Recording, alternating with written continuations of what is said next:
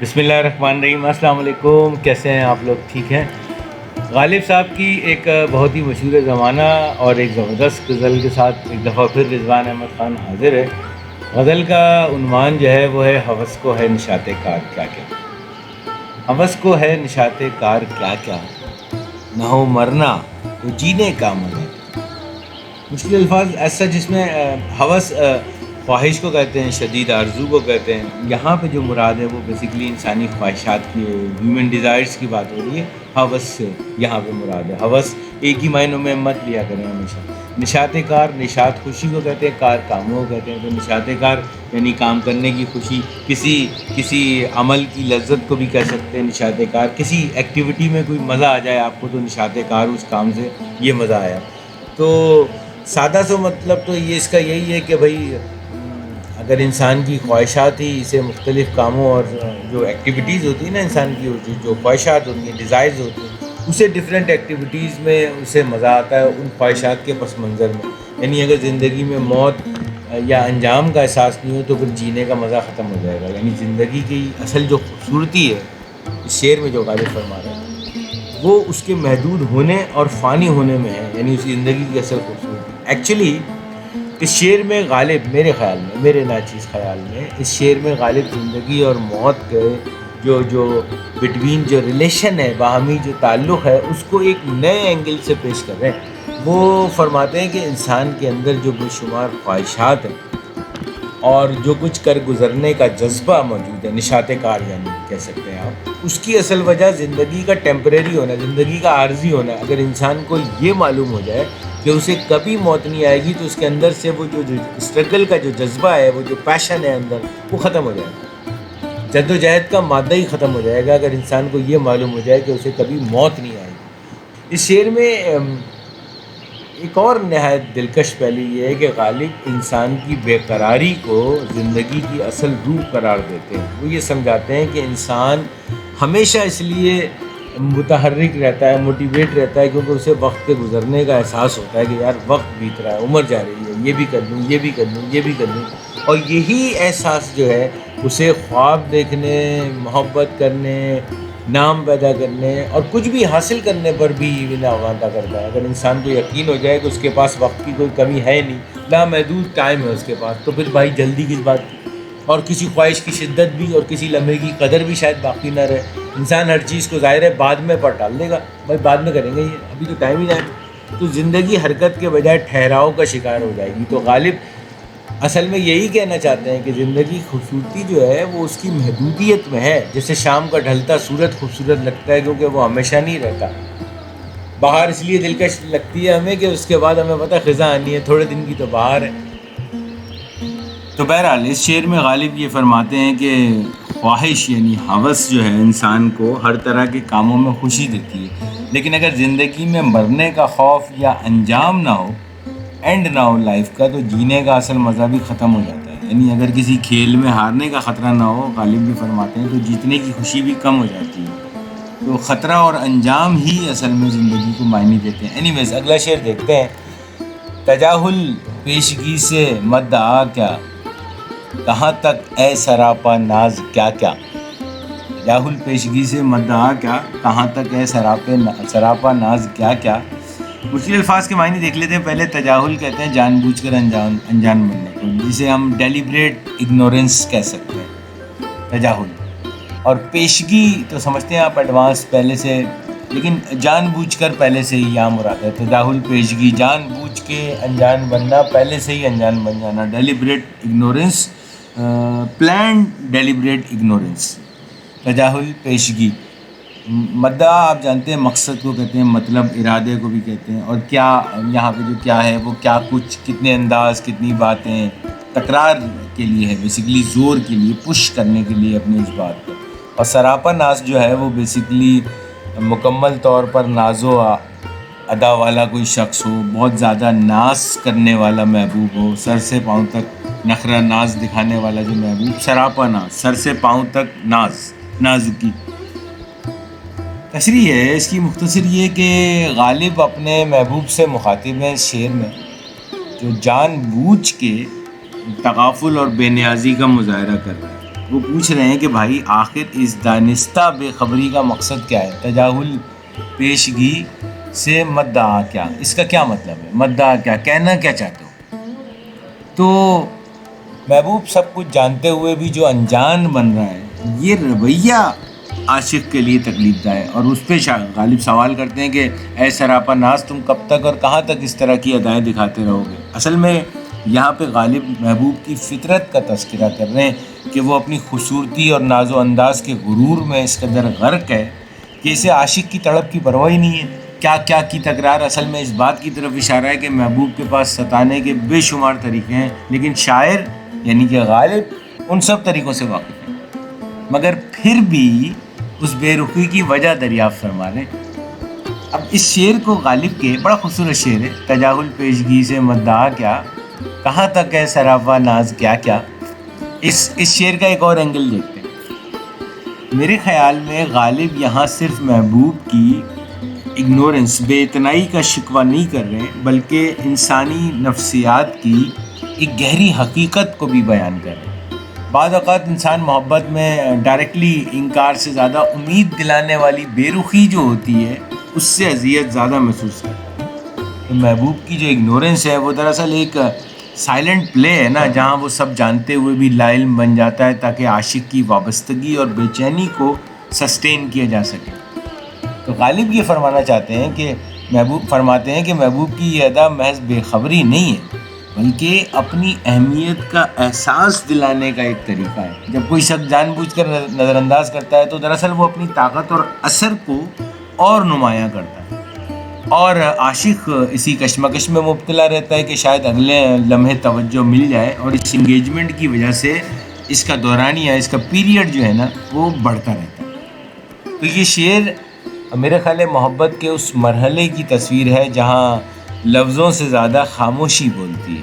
محبوب کا انجان بننا گویا ایک ایسا پردہ ہے جس کے پیچھے توجہ بھی موجود ہے اور انکار بھی موجود ہے. اسی لیے عاشق الجن میں یعنی غالب الجن میں ہے کہ اگر محبوب واقعی بے خبر ہے تو یہ سب اداکاری کیوں، اور اگر خبر ہے تو پھر یہ بے نیازی کب تک چلے گی بھائی. گویا غالب کے نزدیک محبوب کا تغافل صرف ظلم نہیں ہے، بلکہ محبت کے کھیل کا وہ انداز ہے جو عاشق کے جذبات کو اور گہرا کر دیتا ہے. کوئی شخص سب کچھ جانتے ہوئے بھی نظر انداز کرے تو سامنے والا پریشان تو ہوگا نا.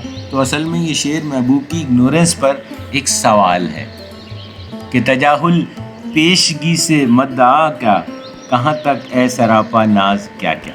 اگلا شعر دیکھتے ہیں. نوازش ہائے بیجا دیکھتا ہوں، نوازش ہائے بیجا دیکھتا ہوں، شکایت ہائے رنگی کا گلا کیا. نوازش تو آپ کو علم ہے کہ مہربانی، عنایت، لطف، آپ کی نوازش کہتے ہیں. نوازش ہائے بیجا ایسی مہربانی جو غیر مناسب ہو، جس کا کوئی سینس نہیں بنتا ہو، جن کا حق نہ بنتا ہو، کسی دوسروں پہ مہربانی ہے جس کا کوئی موقع نہیں ہو، غیر مستحق کے لیے کوئی مہربانی. نوازش ہائے بیجا، فضول مہربانی. دیکھتا ہوں، میں دیکھ رہا ہوں، یعنی آئی ایم آبزرونگ، میں مشاہدہ کر رہا ہوں، دیکھتا ہوں. نوازش ہائے بیجا دیکھتا ہوں، میں دیکھ رہا ہوں کہ نوازش ہائے بیجا ہو رہی ہیں، یعنی ایسی التفات ہو رہے ہیں، ایسے کرم ہو رہے ہیں جن کا کوئی سینس نہیں بنتا. شکایت ہائے رنگی، دلکش، نرم اور محبت بھری شکایت. ایسے شکوے جو محبت سے کیے جائیں، محبت کے انداز میں کیے جائیں، خوبصورت یا رنگین شکایت. اور گلہ تو آپ جانتے ہیں شکایت یا شکوہ کو کہتے ہیں. تو سیدھا مطلب تو اس کا مفہوم یہ ہے شعر کا کہ جب میں دیکھ رہا ہوں، غالب بھی کہہ رہے ہیں کہ جب میں دیکھ رہا ہوں کہ محبوب دوسروں پر بیجا مہربانیاں کر رہا ہے تو پھر میں اپنی دلکش اور محبت بھری شکایتوں کا کیا فائدہ سمجھوں. یعنی ایسی صورتحال میں شکوہ کرنا بھی بے معنی. اس شعر کو ایک اور انداز سے سمجھیں تو غالب یہاں محبت میں احساس محرومی کی کیفیت کو بیان کر رہے ہیں. میرا خیال ہے عاشق کو اصل تکلیف صرف یہ نہیں ہوتی کہ محبوب اس پہ مہربان نہیں ہے، بلکہ اصل تکلیف یہ ہے کہ وہی محبت اور توجہ کسی دوسرے کو دے رہا ہے وہ.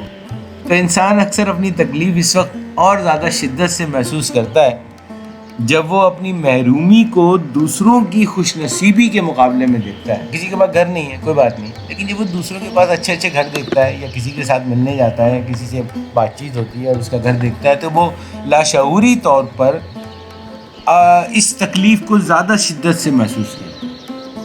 تو غالب فرماتے ہیں کہ جب محبوب ہر کسی پر اپنا لطف و کرم لٹا رہا ہے تو اب میری شکایتیں بھی بے معنی محسوس ہونے لگی ہیں، کیونکہ شکایت تو وہاں کرے گا نا آدمی جہاں انصاف یا توجہ کی کوئی امید باقی ہو، لیکن جب محبوب کی ترجیحات ہی بدل جائیں تو گلہ بھی دل میں ہی تم توڑ دے گا نا۔ تو شکایت رنگی کا ایک خوبصورت مطلب یہ بھی ہے کہ عاشق کے شکوے محض تلخ نہیں تھے، بلکہ ان میں محبت کی مٹھاس اور تعلق کی امید بھی شامل ہے۔ تو اینی ویز غالب اس شعر میں تو محبوب کی ان مہربانیوں کا ہی ذکر کر رہے ہیں جو وہ غیروں یا رقیبوں پر کر رہا ہے۔ نوازش ہائے بے جا دیکھتا ہوں، شکایت ہائے رنگی کا گلہ کیا۔ اگلا شعر دیکھتے ہیں۔ نگاہ بے محابہ چاہتا ہوں، نگاہ بے محابہ چاہتا ہوں، تغافل ہائے تم کی آزما کیا۔ اب شعر کے مشکل الفاظ نگاہ آپ سمجھتے ہیں یہ نظر کو کہتے ہیں، دیکھنے کے انداز کو بھی نگاہ کہتے ہیں، بے محابہ، بلا جھجک، بے خوف، بے دھڑک، بے لحاظ۔ نگاہ بے محابہ ایسی نظر جو بغیر ڈر، بغیر روک ٹوک، مطلب بالکل دھڑم، نگاہ بے محابہ۔ تغافل جان بوجھ کر بے توجہی کرنا، اگنورنس، ابھی پچھلے شعر میں بات ہوئی ہے، نظر انداز کرنا۔ اور تغافل ہائے تمکی آزما، ایسی بے رخی جو محبوب کی قدرت، اس کا اسفیئر، اس کا روب، اس کے اختیار کو آزماتی ہو، یعنی جان بوجھ کر کی گئی بے اتنائی، اگین پچھلے شعر کی طرح، جو عاشق کے صبر کو پرکھے، اس کا امتحان لے لے۔ تغافل ہائے تمکی آزما، وقار کو آزمانے والی لاپرواہی۔ تو مفہوم تو اس شعر کا یہ بنتا ہے سیدھا سیدھا کہ غالب فرما رہے ہیں کہ میں محبوب سے ایسی نظر چاہتا ہوں جو بے جھجک اور صاف ہو، لیکن یہ جو وہ جان بوجھ کر روب اور ناز کے ساتھ بے توجہی دکھاتا ہے نا، اگنورنس دکھاتا ہے نا، یہ آخر کیا ہے؟ یعنی عاشق کو سچی توجہ چاہیے، نہ کہ آزمائش والی بے رخی۔ تو غالب یہاں محبوب سے ایک واضح رویے کا مطالبہ کر رہے ہیں کہ وہ کہتے ہیں کہ مجھے تمہاری وہ نظر چاہیے جو کسی مصلحت یا جھجک کے بغیر ہو، میں چاہتا ہوں تم مجھے کھل کر دیکھو، چاہے وہ نظر التفات ہو یا نظر قہر ہو۔ یہ جو تم وقار اور تمکنت برقرار رکھنے کے لیے مجھ سے نظریں چراتے ہو یا تغافل برتتے ہو، یہ ایکچولی میرے پیشنس کا امتحان لینے کے برابر ہے۔ اور دوسرا مصرعہ اگر آپ دیکھیں اس شعر کا کہ تغافل ہائے تمکی آزما کیا، تو غالب اس تکلف اور اس بناوٹ کو ناپسند کر رہے ہیں جو عشق کے راستے میں حائل ہے۔ وہ کہتے ہیں کہ عشق میں وقار اور تمکنت کو بچانے کی کوشش کرنا دراصل محبت کی توہین ہے۔ اگلا شعر دیکھتے ہیں، بڑا خوبصورت شعر ہے کہ فروغ شعلہ خس یک نفس ہے، فروغ شعلہ خس یک نفس ہے، ہوس کو پاس ناموس سے وفا کیا۔ فروغ شعلہ خس، تنکے کی آگ کی چمک، فروغ بڑھنے کو کہتے ہیں، شعلہ جانتے ہیں آپ، اور خس جو ہے وہ تنکے کا، تو تنکے کی آگ کی چمک جو فوراً بجھ جاتی ہے، یعنی تنکے میں آپ آگ لگائیں ایک دم جلے گی تو، لیکن یہ ایک دم ہی ختم ہو جاتی ہے۔ فروغ شعلہ خس، نفس سانس کو کہتے ہیں۔ یہاں پہ جو اس شعر میں میرے خیال مراد نفس کی وہ انسان کی زندگی یا وجود کی حرکت سے ہے۔ فروغ شعلہ خس یک نفس ہے۔ اور ناموس وفا، وفاداری کی عزت اور آبرو، یعنی ناموس تو آپ سمجھتے ہیں عزت و آبرو کہتے ہیں۔ تو اس کا بیسک مفہوم تو اس شعر کا میرا خیال ہے یہ کہ غالب کہتے ہیں کہ میری سانس اور میرا وجود خود ایک ایسی بے خودی کے سمندر کی لہر ہے کہ اب ساقی کی، محبوب کی بے توجہی کی شکایت کرنا بے معنی ہو جاتا ہے۔ یعنی جب انسان خود اپنی ذات میں ہی کہہ رہے ہیں کہ اتنا گم ہو جائے تو باہر کی بے اتنائی کا احساس بھی کم ہو جاتا ہے۔ ذرا اس شعر کو اور تھوڑا سا کھولتے ہیں، اس کا یہ مفہوم بتا رہا تھا میں آپ کو، خالی تھوڑا سا اور کھولتے ہیں۔ اس شعر کو ایک اور زاویے سے دیکھیں تو یہاں غالب انسانی جذبات کی گہرائی اور سطحیت کا فرق بیان کر رہے ہیں۔ وہ فرما رہے ہیں کہ ہر تیز جذبہ جو ہے نا، وہ ہر گرم جذبہ، ہر جذباتی بات، یہ محبت نہیں ہوتی۔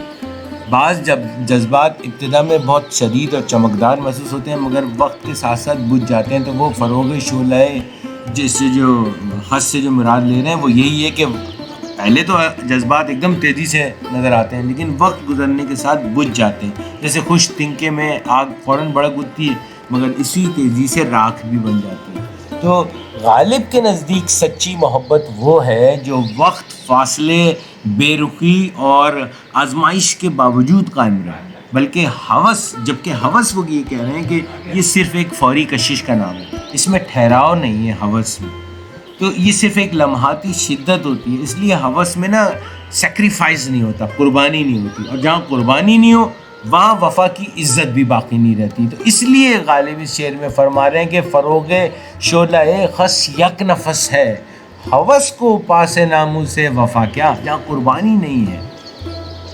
تو اس شعر کا ایک نفسیاتی پہلو بھی نکلتا ہے کہ اکثر اوقات وقتی جذبات کو بھی لوگ محبت سمجھ لیتے ہیں نا، مگر وقت ثابت کرتا ہے کہ کون سا جذبہ دل کی گہرائی سے نکلا تھا اور کون سا صرف ایک خواہش کی چنگاری تھا. تو غالب اصل میں اس شعر میں خبردار کر رہے ہیں کہ اصل محبت وہ ہے جو جلتی کم ہے مگر روشنی دیر تک دیتی. تو بہت خوبصورت شعر ہے. اگلا شعر دیکھتے ہیں. اس میں ایک شعر میں آپ کو ایک چیز اور بتاؤں، غالب کا ایک نقطہ میرا خیال ہے ایک یہ بھی ہے کہ وفا ایک ایسا جذبہ ہے جس کے لیے پیشنس درکار ہے، استقامت درکار ہے، صبر درکار ہے، جبکہ ہوس جو ہے وہ فوری تسکین چاہتی ہے. اس طرح تنکے کی آگ میں تپش تو ہوتی ہے مگر وہ دیر پا نہیں ہوتی. اس طرح ہوس پرست انسان جو ہوتا ہے وہ بھی کبھی بھی وفا کی منزل کو نہیں پا سکتا کیونکہ اس کے جذبات لمحاتی ہیں. فروغ شعلہ خس یک نفس ہے، ہوس کو پاس ناموں سے وفا کیا. نفس موج محیط بے خودی ہے، نفس موج محیط بے خودی ہے، تغافل ہائے ساقی کا گلہ کیا. نفس ابھی میں نے بات کی آپ سے، سانس انسان کی زندگی یا وجود کی حرکت کو کہہ سکتے ہیں. موج لہر کو کہتے ہیں، محیط گھیر لینے والا پانی، ایک محیط، ایک دائرہ نما. سمندر کو بھی کہتے ہیں محیط، موج محیط، سمندر کی لہر، یعنی ایک وسیع اور گہری کیفیت موج محیط. اور بے خودی خود فراموشی، اپنی ذات سے غافل ہو جانا جسے کہتے ہیں، صوفیانہ کیفیت ہے ویسے بے خودی. تغافل کئی دفعہ آ چکا ہے، جان بوجھ کر بے توجہی یا نظر انداز کرنا. اور ساقی آپ کے علم میں یہ ہے شراب پلانے والے کو کہتے ہیں. یہاں پہ ساقی سے مراد محبوب ہوتی ہے، مرشد بھی ہو سکتی ہے. تغافل ہے ساقی، ساقی کی بے توجہی یا ساقی.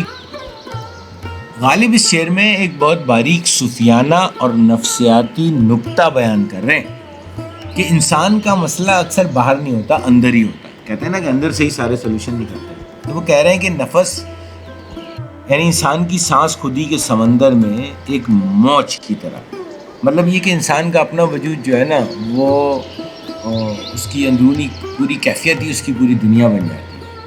یعنی انسان خود ہی اپنی توجہ اندر کی طرف اتنی زیادہ مرکوز کر لیتا ہے کہ اسے باہر کی کمی یا بے رخی شدت سے محسوس ہونے لگتی ہے. تو لیکن اگر وہ اسی بے خودی میں مکمل طور پر گم ہو جائے تو پھر شکایت کا جواز بھی کم ہو جائے گا. یہاں غالب ایک ذہنی حقیقت سمجھا رہے ہیں کہ انسان جس حالت میں ہوتا ہے دنیا کو بھی اسی نظر سے دیکھتا ہے. اگر دل منتشر ہو، پریشان ہو تو ہر چیز میں کمی محسوس ہوتی ہے. اور انسان اگر اپنی اندرونی کیفیت میں کھو جائے تو پھر باہر کے اگنورنس کی شکایت جو ہے وہ کسی معنی میں ہی نہیں ہے، کوئی معنی نہیں رکھتی.